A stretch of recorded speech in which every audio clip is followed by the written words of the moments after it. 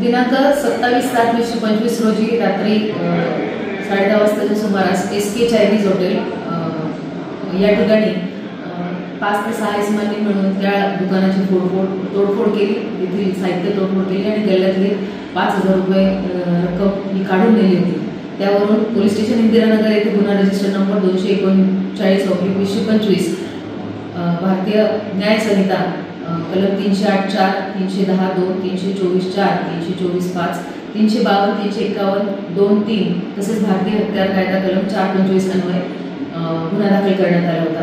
या गुन्ह्याच्या तपासामध्ये पोलीस स्टेशनचे DP पथकाचे पोलीस उपनिरीक्षक फुंदे, पोलीस हवालदार पटेल, पोलीस नाईक सागर परदेशी, पोलीस शिपाई शिंदे तसेच पोलीस शिपाई योगेश जाधव अशा टीमने मिळून यातील आरोपी निष्पन्न करून एकूण 6 आरोपी त्यांना ताब्यात घेतले आहेत। त्यापैकी 4 आरोपी हे मेजर आहेत।